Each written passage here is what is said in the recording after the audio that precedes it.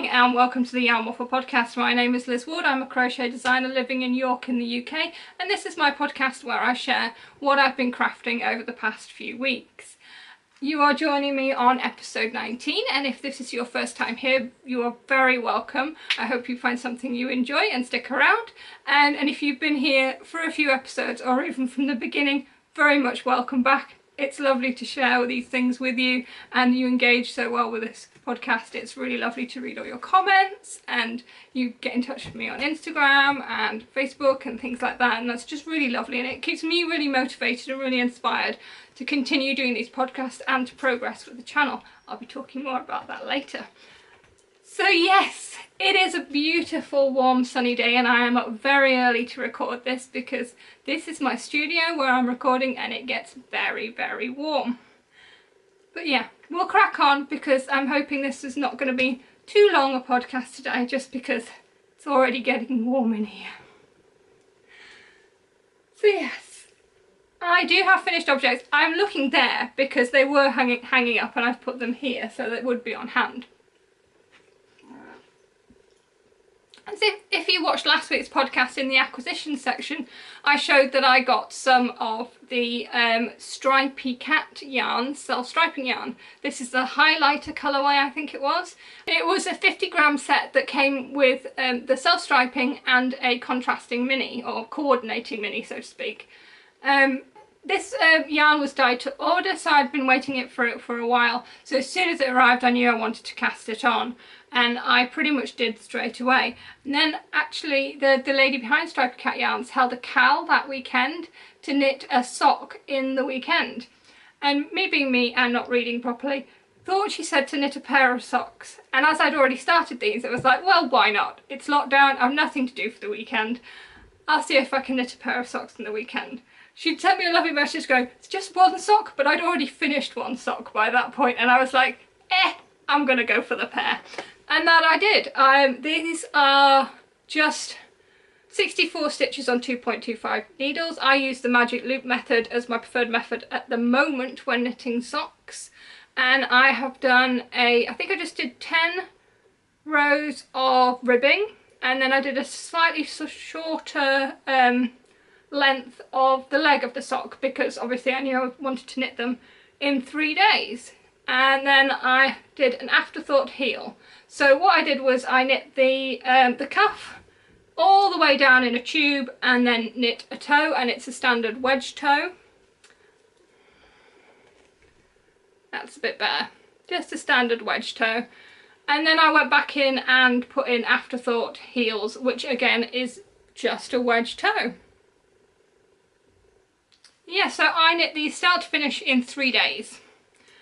And they were not all I knit on during those 3 days, and they were not all I did during those 3 days, but most of my knitting time during those 3 days was doing these socks, and I got them finished. So that was really nice. It was a really fun challenge to see how fast I could knit a pair of socks. So yeah, 3 days. They're absolutely beautiful. The yarn is as highlighter yellow and orange and pink as you can imagine, then toned down with the lovely greys. It's really beautiful, and yeah, the contrast is bright neon pink. Love it.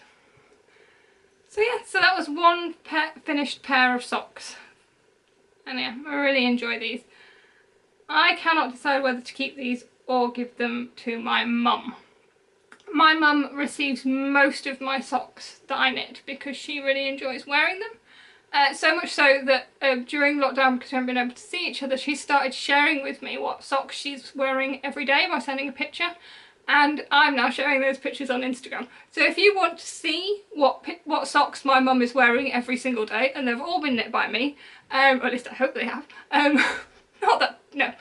She is more than welcome to acquire socks knit by other people if other people want to knit socks for my mum. But yeah, so we've been sharing them on my Instagram stories, so my Instagram will have been on the screen if you want to follow me there and see what socks my mum is wearing every day. Until she runs out of socks, I assume. But the way I knit them, that might be a while. And if that wasn't enough, just to have one finished pair of socks, I have 2. And I have finished my downtown shorties. although they are not shorties, as you can see, they are standard length. I decided to knit the leg on these to a normal length because I just prefer normal length socks, and these were definitely going to be for me. This yarn is, I think it's Socks in a Box yarn, if I still got the box hanging around somewhere. I definitely did, but I can't see it right at the moment.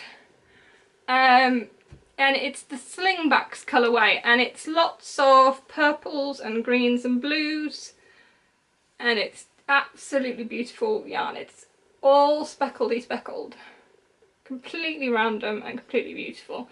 It's one of those yarns that you knit when every single stitch can be a different colour on the needles, and you have those moments of looking at your needles and just going, oh, it's so pretty. Yeah, and it has this slip stitch design which goes down the full leg and then just the front of the foot. And again, I did 2.25 needles, and I used 64 stitches, which is the pattern. The pattern details will be on the screen. And on this one I did a heel flap and gusset. So slip stitch, heel flap, gusset, but as per usual I'm doing a wedge toe pretty much on all socks at the moment. This yarn came from, nope, can't remember. I will have remembered, or editing Liz will have remembered and put it on the screen. And yeah, I got it on sale, so I think it was less than £10 for 100 grams, and it's beautiful, beautiful yarn. It is soft, it feels soft, so I'm not 100% sure how they'll wear, but as these are for me, they won't get a lot of wear. They'll get worn, but not masses. But I just love them. These are my colours completely, and those slip stitches just pick out those individual stitches of colour, and oh, they're just so pretty. Yeah. So yeah, that is it for finished objects this week. Just 2 pairs of socks. I know, shameful. The next, yeah, I'm going to move into works in progress, and the next thing could have been a finished object if it were not for the fact that the past week or so it has been so warm that I have not really wanted to work on a massive blanket. But I've put in at least a pattern repeat every night, and this massive thing, which I'm now going to hide behind, but not for too long because it will be really, really warm. This is my Habitation throw, which is a pattern by Helen Stewart. It was a pattern released at the end of last year, mainly with Advent minis in mind, I think.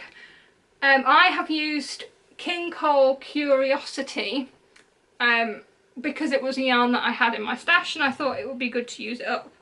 I had 2 balls, but in the end I decided to use 4 to make this blanket, and where's my end?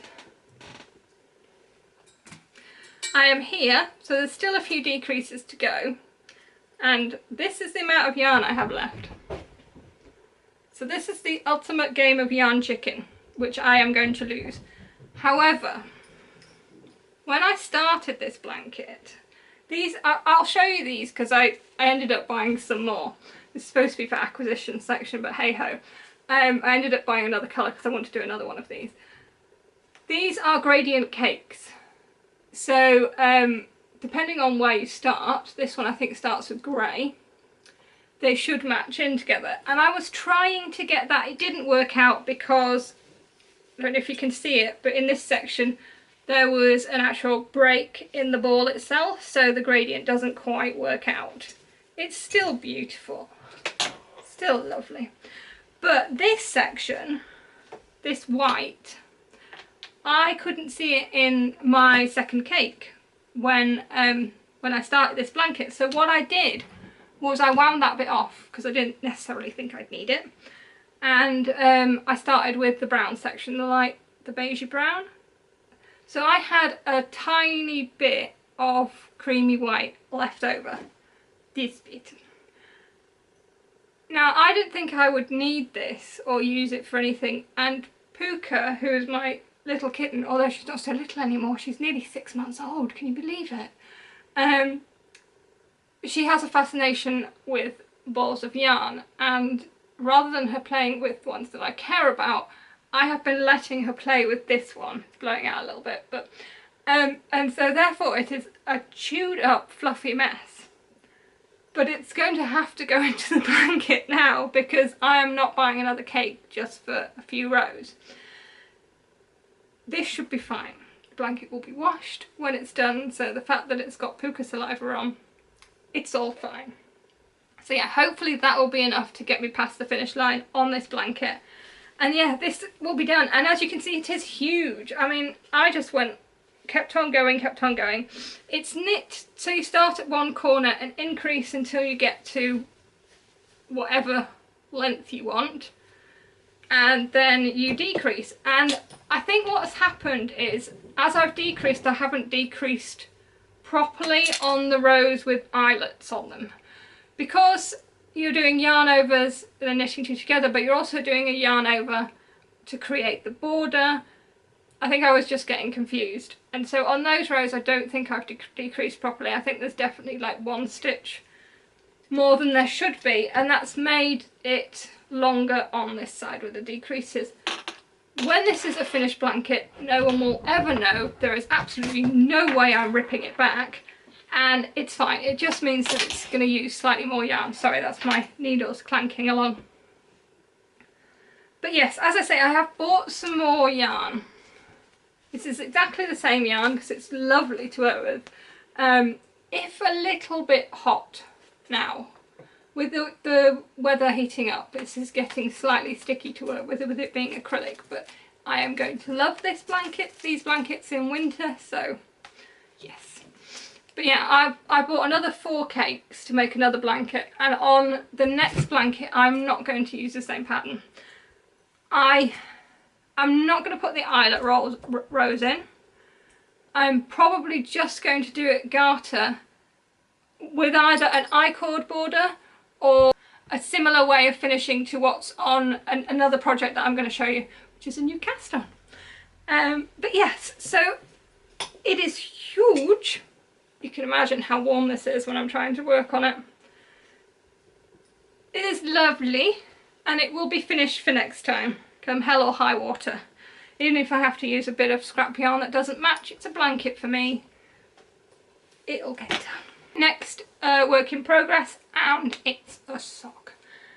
I do knit a lot of socks, but I really enjoy knitting them. So, and this is actually a Christmas sock because it's the middle of the year and nowhere near Christmas, but this has actually been on the needle since the start of the year. Yeah, I was knitting this in a different pattern, which was a lace pattern, and I ripped that out and started again. And now I'm knitting the London Bridge socks, which is a pattern by Mina Phillips of the Knitting Expat podcast. And this is yarn by Dusty Dimples. Excuse me, very croaky. And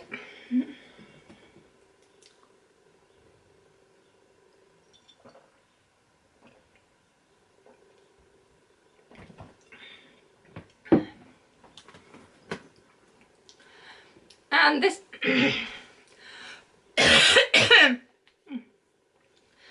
yeah, and this is yarn by Dusty Dimples.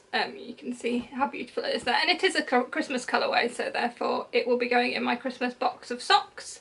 I am working on a box of 24 Christmas socks to wear every day of Advent, so I have an eternal advent calendar, so to speak, where I can wear different socks every day. It is an idea completely ripped off from Amy of the Stranded podcast, but I'm sure she won't mind. I think I'm about halfway there on my socks. I started about a year ago, but more on that later in the year when I start getting back into knitting Christmas socks on a more frequent basis. This was one that I just picked up because it was easy to work on. As I say, it's the London Bridge pattern. It is pretty much just these lovely pearl rows. As you go down the socks, you can see the pearl bumps there. It's really pretty, and I really like the look of this. I did find that I was stalling when I got to the pearl rows. It felt almost like a little barrier. I think I'm used to knitting a lot of vanilla socks where when I'm knitting down the leg of the sock, I'm literally just flying away. And every time I had to stop and do a pearl row, it was a bit of a sort of... But I've got there, one sock is done, and the other sock is just about at the heel turn. So this is what I'll be working on today. These have been picked up because I don't really have to think about them that much, but they're a bit more interesting than a vanilla sock, and also I have been playing slightly more video games than I would normally, but it is lockdown and I am at home most of the time, and when I am not working I have been playing The Witcher 3 on PlayStation 4 and really enjoying it. It's a very immersive game, and it does have a lot of story to it, which is great if you want to knit and play games, weirdly, because every time they're talking I can pick up a sock and just be like, I'm listening to what you're saying while I knit on a row. Oh, you want me to fight now? Okay, sock goes down. So yeah, it's been a great way of combining two different fun pastimes, so I can actually knit and play video games at the same time. And Witcher 3 is pretty much an old game, but there has been the Witcher series on Netflix recently, which has been really good, and that sort of piqued my interest to pick up that game. And yeah, really enjoying it. Nowhere near completed it yet. It is a long game. I think it's up to like 200 hours of story in it. But yeah, really enjoying that. So yeah, they are my London Bridge socks. Slight tangent there, sorry about that. Puka's here, have you spotted her? Are you gonna say hello? What a dog, say hello, baby. She is very much at the wriggly teenage years now. Papa there. Very much in a sort of, I don't want to. Very independent and trying her own thing. Driving Cal slightly mad. But we love her. The good thing, I mean, little kiddies grow up so fast, and it doesn't last long at all. So you kind of have to enjoy it, as much as it's incredibly frustrating at times. She destroyed my bathroom. We'll just leave her. Let's just, slight segue while we talk about cats, because she's here. Yeah, she destroyed my bathroom. I am also quite a keen gardener. I have a very small courtyard garden here. When I do some vlogs, I'll show you around. And I had some seedling trays all along the windowsill in the bathroom, and it was one morning, I was knitting on my mitre square blanket. I could hear her playing in the bathroom. She does that quite often. She likes to sort of run in and out of the bath. I was just leaving her to it. It was fine. And then I think an hour or so later, I went to the toilet and I walked in and there was plants and soil everywhere. It was such an impressive amount of mess. I didn't even have a moment to be mad at it. I was just like, well done. I mean, well done. I mean, so impressive. Yeah. So all the seedling trays had been knocked off the windowsill, and my other plants as well. You can imagine the mess. It was... Yes. Needless to say, I didn't post a picture of it because it's a bathroom covered in soil. It doesn't look good. But anyway, side note, she's now gone to sit by the door and stare at me. And with that slightly questioning, why are you talking to nobody thing? I'm not talking to nobody, I'm talking to you guys. Anyway, I do have another sock whip on the needles. I have a few, but this is the only other one that I've really been working on. And this is sort of the antidote, is that the right word? When I was getting stalled on the pattern socks, I wanted another vanilla sock on the needle, and I had a spare ball of some self-striping yarn that I dyed up. This was the one that had the most of the little flaws in. That's looking really pretty on the screen though. So this was a nice thick stripe, and I think it's got 1, 2, 3, 4, 5, 6, 7, 8. 8 stripes, yeah. And it's a nice thick stripe. And this is one I dyed up. I think there is one ball left of this in my Etsy shop. Yep. This yarn here that you might be able to see. This is what is in my Etsy shop at the moment, and I'm fairly sure, oh yes,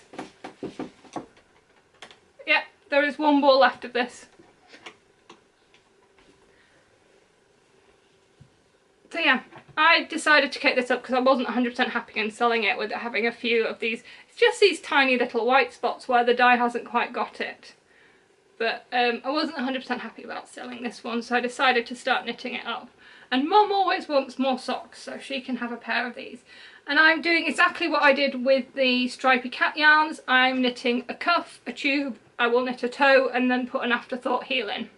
I may well do it all in the same yarn. So it's kind of a little sample. So they are my current sock whips, which are living in my Floof Hunter bag, which is by Yarn Story. Yeah.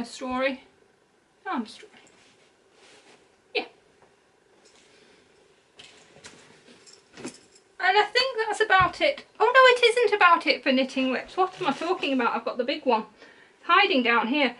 It is absolutely lethal when I do a podcast and put anything on the floor because I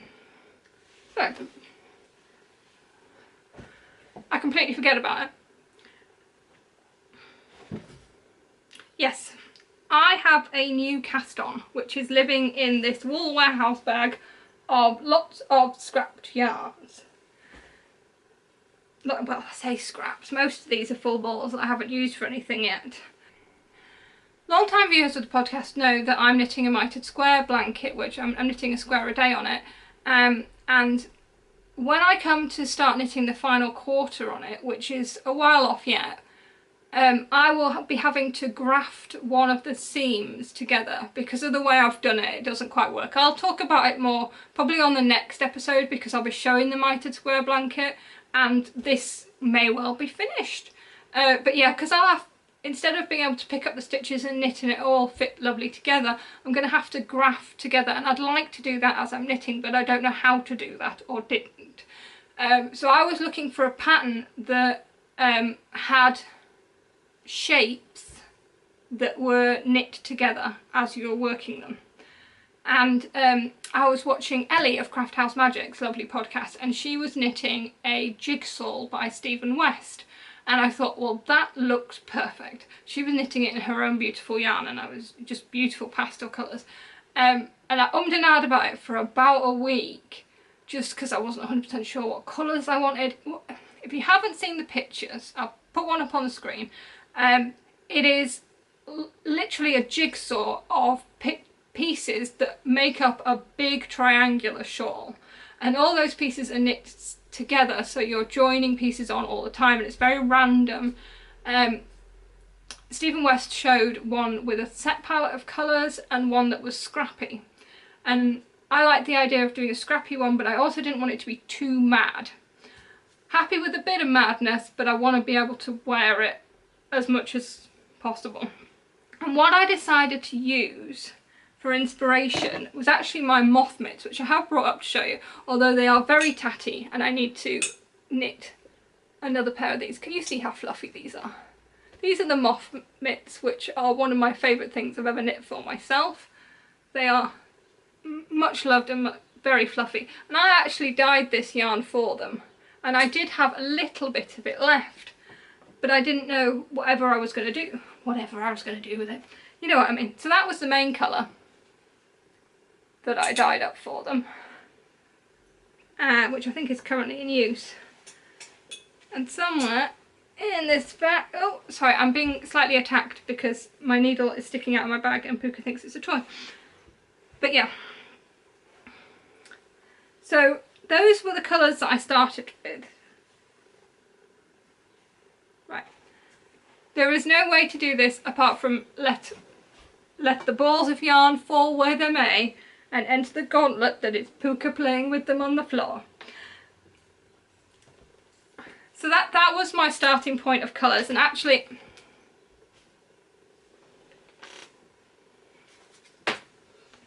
so a big bag of yarn falls on the floor and you decide to attack my knee. Thank you, Puka. Yeah, you go sit there and look pretty so the viewers don't think you just attacked me. They think you're adorable. I'll play with my shell necklace, which is hanging up behind me. This is actually a DK weight shawl, but what you're doing is you're going to be holding 2 strands of 4-ply together, or in some spots you're holding 4-ply and a mohair together. Now, if I can actually do this without letting my needles fall off. This is a lot of waffle, but that's what we're here for. It's the name of the podcast, don't you know?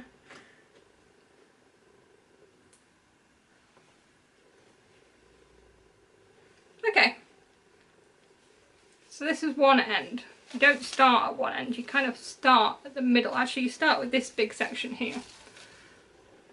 So what I decided to do was cast on and wing it. I started with this section here using, sorry there's going to be a bit of ducking down, but that's because I put all this yarn on the floor. This ball of yarn, which is over a decade old, and it is a sock yarn from the first time I was slightly addicted to knitting socks. It's one of the ones that's dyed in sections. It's very strange. But yeah, so a decade ago this was a hand-dyed yarn. It's really lovely yarn, it just hasn't ever been used. Sorry about the foliage moving in the background.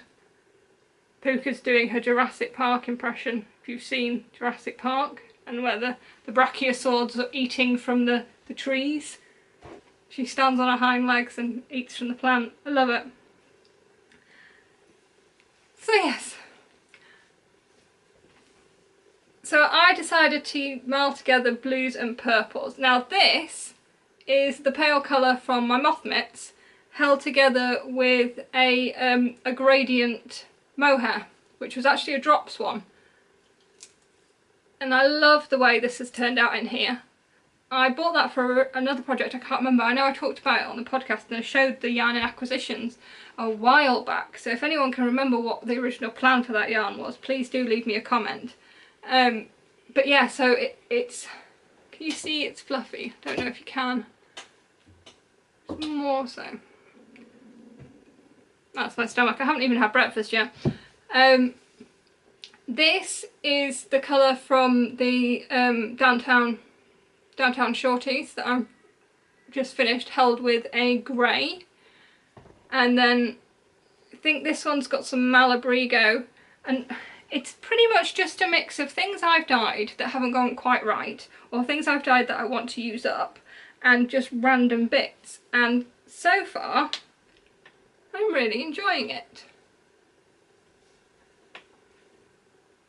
So I'm currently on this section here. This is another bit that's floofy, so it's the same mohair, which is that gradient, but I've used a base colour that's a slightly darker colour. It's actually the darker colour from my moth mitts, so it kind of ties it together. And then yeah, there's this point and then it will go down, and then I've got the whole of the other side to do, so it's going to be huge, because I mean this is the middle point and it's already sort of one arm wingspan, so it's going to be really big. But yeah, it's a fairly new pattern by Stephen West. It's yeah, it's just really fun. But what I was talking about with the mitered square blanket is the way he edges things. I don't know if you can see this. Let me hide and then you can see. So the way he does his edging, this is going to have an I-cord border, but that's just a really nice edging as it is. Sorry, let me, you see? So I think when I do my next blanket I might just do it garter with that border. I think that might look really nice. Just really simple. So yeah, if you want to see the back to see how it's all picked up and it doesn't look too messy, there are quite a few ends to weave in.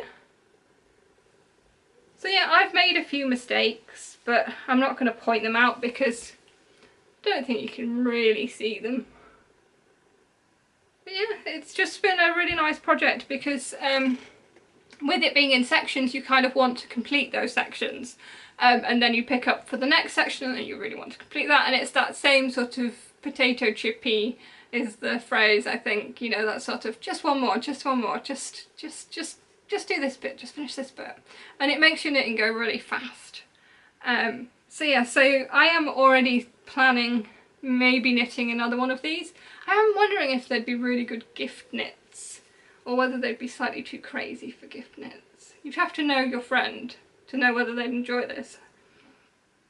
But yeah, it's going to be so squidgy and so warm. Again, not exactly the project for this very, very warm day. The sun is moving round. I don't know if you can actually see it. It's sort of hitting at me. No, you can't quite see it. Okay, so Puka is playing with yarn. I am in a tangle, but it is fine. We shall crack on.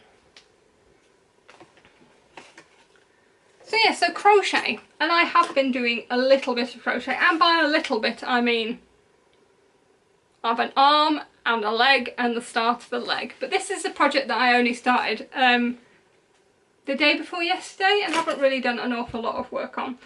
But it is the start of a new project that I'm going to be running here on the channel, which is I am going to be reopening my amigurumi clinic, which is a thing that I used to do in person, and it would be where I used to go to a local craft shop and be there to answer people's questions about crochet and amigurumi and whatnot, and help show them tips. And I also used to do classes there as well.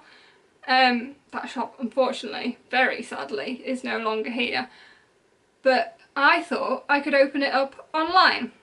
So I will be filming little classes, little tutorials with hints and tips, because I've been making these patterns and designing these patterns for years now, and through that I've come up with lots of little shortcuts. So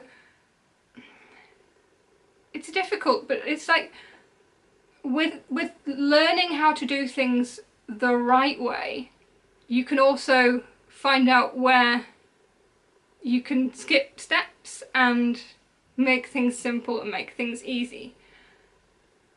So yeah, it's a bit of a jumble, and it will all be better explained, even if you're interested. I'm aware that this podcast is knitting and crochet, and some of you may not be interested in crochet classes, crochet tutorials, crochet hints and tips at all. But if you are, they will be coming up on the channel. They will be a separate playlist, so if you don't want to watch them, you don't have to. But yeah, they will be coming up. They will be coming up soon. And I actually filmed one yesterday, but it did not go to plan.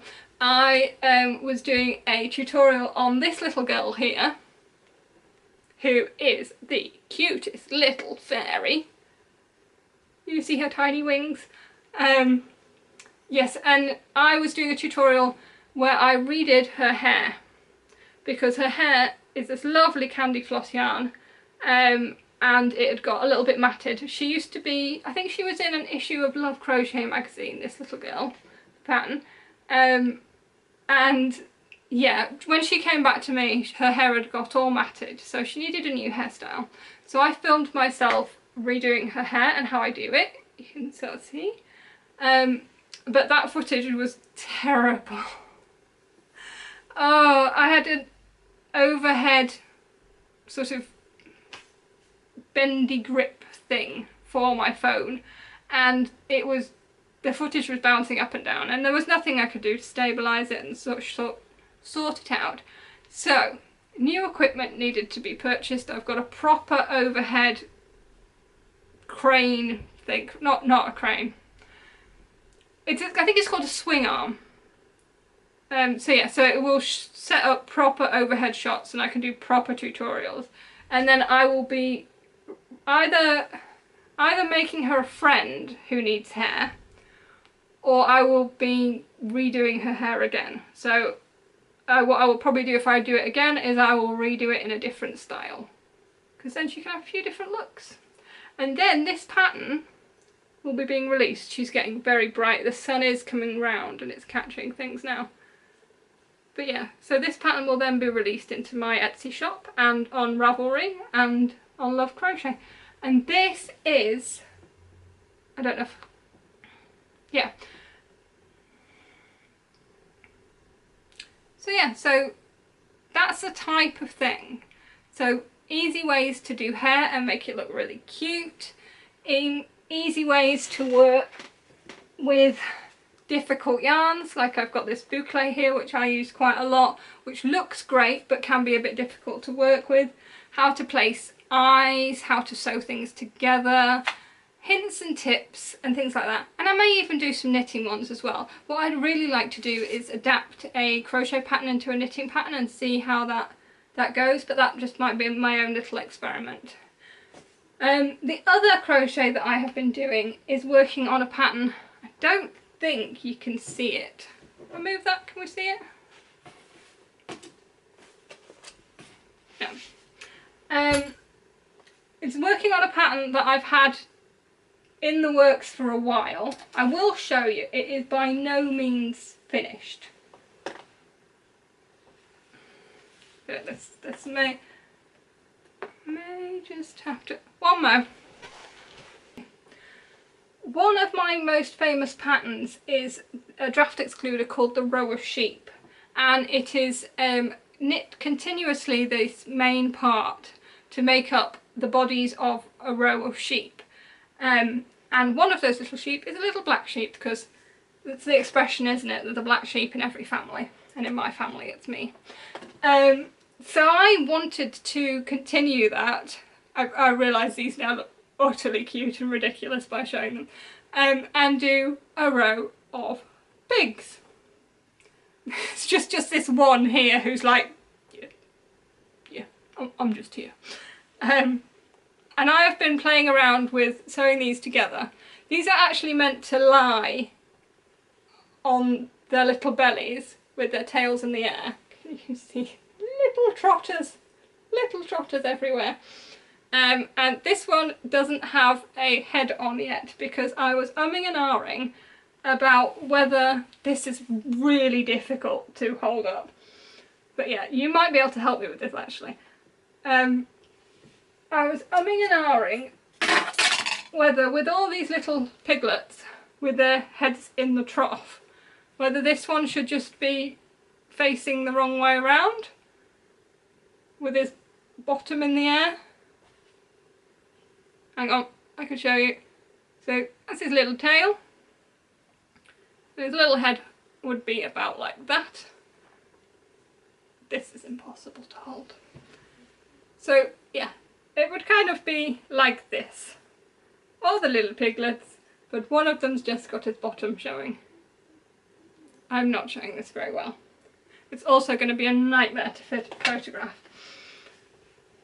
The other thing I have with these little guys, which I'm not 100% sure as well, because I think they kind of look just quite cute like this. One of them does have a little bow in his hair. Is I made some little accessories to go with them. Oh, sorry, that was a right loud noise. So one of them has a little farmer's hat on. You're getting a window into my madness when I work now. Oh, and some of them have little spots as well that I'm going to put on, little spots. And I also did like a little, my friend at the end here will have to become a model. I also did like a little Victorian collar. It's getting a bit Beatrix Potter now, which I thought might be cute, but I'm not 100% sure.